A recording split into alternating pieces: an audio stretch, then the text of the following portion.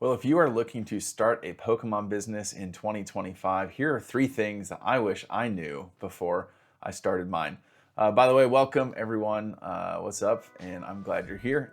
My name's TJ, and I run a small business called PokePaster TCG, where I buy and sell Pokemon cards. I do about $15,000 to $18,000 of sales every month, and I'm closing in on $200,000 in sales since I started this whole thing, which is crazy. And by the way, if you guys are enjoying the content that I am making, and I love making it, if you could do me a favor, press the like button, leave a comment down below. We're going to talk a little bit about the market, where it's at today. Maybe leave me a comment telling me if you think the market is going to continue going down, or if it's stabilizing, or if we're going to see a rebound here. I don't know, but would love to hear what you guys think, because I think right now it's kind of anyone's guess. Also, if you're ever looking to buy singles, I've got the link below where you can shop exclusively from me, from my store. And if you shop at that link, I'll always have things at market price because I'm able to pay less in fees. So I will have things listed at market price. And so here are a few things. Let me see if I can show you guys that I have.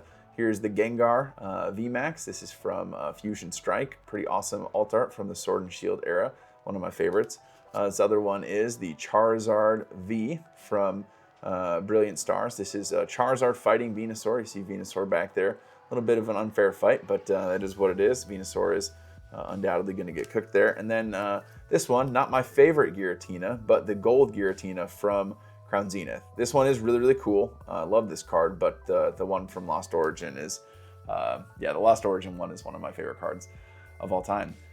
But yeah, so here are the three things that I really wish I knew, because I just kind of dove right in and I didn't know a ton about the Pokemon business world. But the first thing is that the market is going to market. And what I mean by that is, as you are buying and selling, the market is constantly going to be going up and down.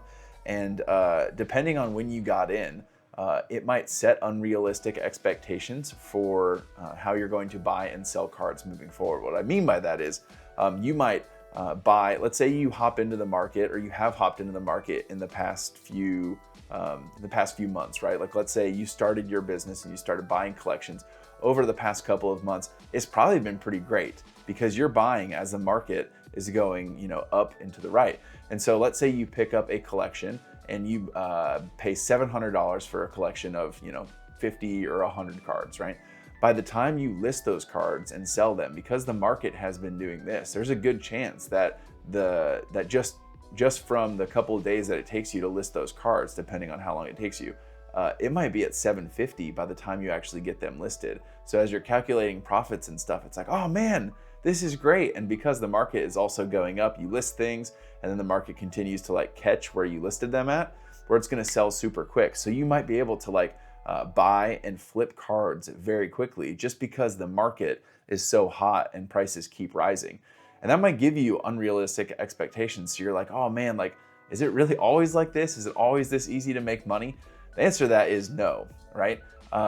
Sometimes it does slow down. Sometimes as cards, well, right now I would say that it's not crashing. I would say right now the market with a lot of singles seems to be normalizing, especially with the illustration rares and some of the special illustration rares from Scarlet and Violet that were going up like crazy. Depending on when you got in, when you bought some of these cards, you might be like, oh man, I've been sitting on this for a while, and every day I look and the value goes down a little bit. And it certainly could be, right? Depending on when you got in. At the same time, as the market kind of stabilizes, this makes it a better time to buy, because the market might be here for a while. It might be stagnant. It might continue to drop a little bit where you're still able to make profit depending on what margins you pick up your cards at.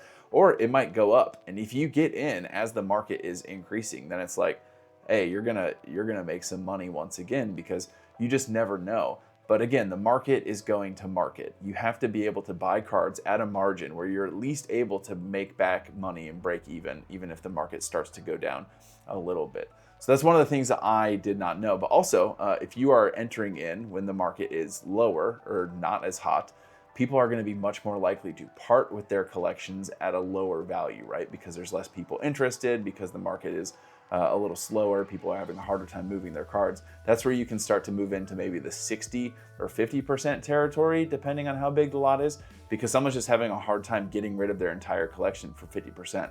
They're like, I'm done with Pokemon. I've got these cards here. I just want a couple $100s in cash.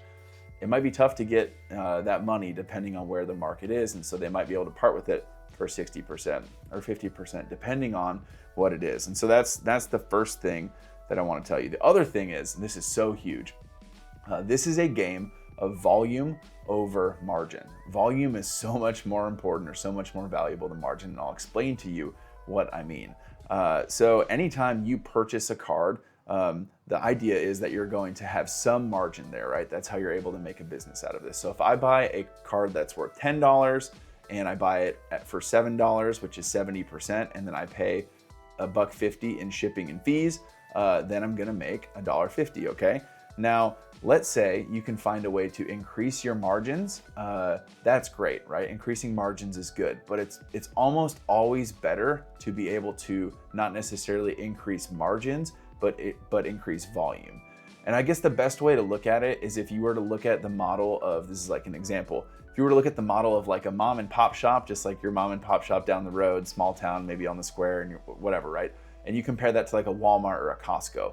I bet you the mom and pop shop has significantly higher margins on every sale that they make than your big box store, or your Walmart, or your Costco, right?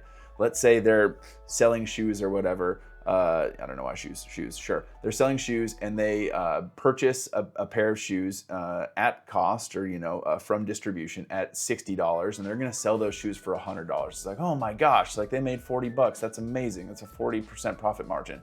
I don't know. I have no idea what that's like. This is probably all, this is all made up. It doesn't matter, whatever, who cares? So 40% profit margin, that's huge. And let's say they make 5 sales a week or something like that. That's $200, sick. If you compare that to a business strategy or business model where they're able to have a 10% profit margin, but they're able to sell 2,000 pairs of shoes, right? That's so much more money, where it doesn't really matter what the profit margin is, because their level of volume is so much higher. And I can tell you from experience now that I'm closing in on being a year in, this reseller game is absolutely a game of volume over margin. It is not necessarily about like, oh, I'm gonna buy this card and I'm gonna make sure I can talk him down and I'm gonna spend a bunch of time like negotiating and get him down to a lower number so I can make more money on that one card. I mean, that's great, right? That's cool. Like you made $25 instead of $20 on one card. Is so much better if you can focus on margin, where it's like, hey, I know I'm only gonna make $5 on that card, but I'm gonna find out a way, in an efficient way, to do that 50 times or do that 100 times. That's so much better. It is a volume game over a margin game, 100%. And then the last thing, the third thing that I wish I knew when I started a Pokemon business was that it is a tremendous amount of administrative stuff. And what I mean by administrative stuff is like, you're gonna be in spreadsheets a lot. You're gonna be charting expenses a lot. You're going to be sorting cards a lot. Like you better enjoy like the alphabet. You better enjoy it. You're gonna have these sorters and you're gonna be out dishing cards and sorting them by set, and then you're gonna be sorting them, hey, this is a foil card, this is a not foil card. This one's from Brilliant Stars, this one's from Astral Radiance, this one's from Crown Zenith, this one is from the Crown Zenith Trainer Gallery. You're gonna be doing all of that stuff, right? That occupies a ton of time.